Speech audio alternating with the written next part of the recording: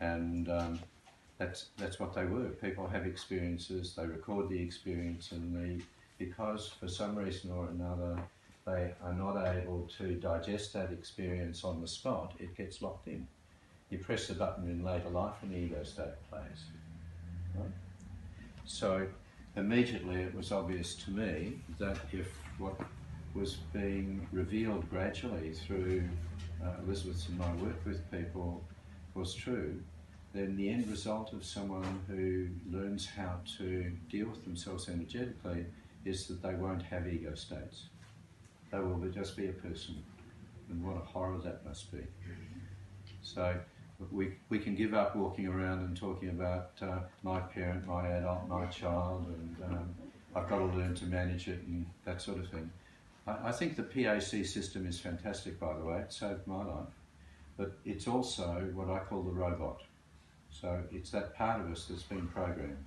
Press the button and the particular program's run. Who wants to live like a robot for the rest of our lives? Even a brave robot, or a robot with strengthened boundaries about the adult, so it keeps the parent and the child in check and that sort of stuff. Well, I didn't. And a few things came together for me. One was that I remembered seeing a diagram created by R.D. Laing, a British psychiatrist who was one of the psychiatrists in the forefront of the radical psychiatry movement in this country quite a while ago. And this was in a book called The Divided Self.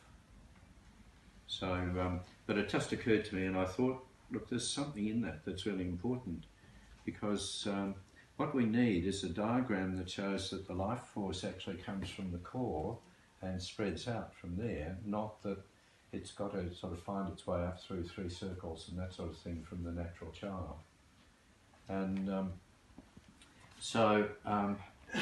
what this came to be was the outside circle is the surface of the skin. Each of the arrows refers to one of the senses.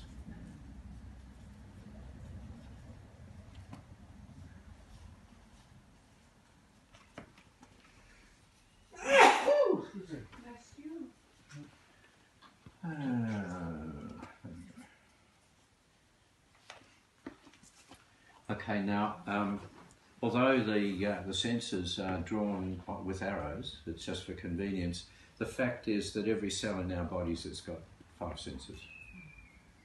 Okay, so every cell of our body is being flooded with the life force which comes from the core. And we call the core I am.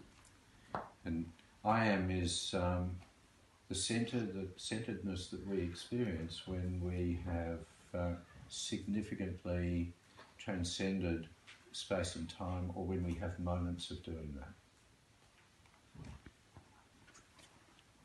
Okay. Now, so on the basis of what we've been talking about today, this inner circle is the threshold that many people have that is like an impermeable membrane between the experiences they've been taught are real, like the stuff that we learn in the world and that sort of thing, and do not include things like telepathic phenomena and people seeing third eyes and people able to heal people at a distance and all that sort of thing. There are many, many phenomena that are absolutely real that we're taught as a load of rubbish, particularly by the scientists, who when they investigate them set up experiments that couldn't succeed. I remember watching some twins being tested for whether they were telepathic or not, and so they had them on either side of a wall, and one was given a card and another one was supposed to write down what the symbol on the card was.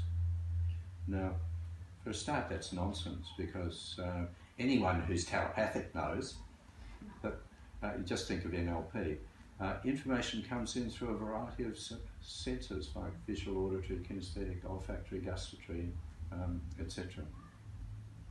And so every time they started to get it right, they changed the experiment. And these two were very kinesthetic, so they were using their feelings as a way of communicating whatever it was they were supposed to be able to know with each other. And so they stopped allowing them to do that. And then they said, so you see, it doesn't work?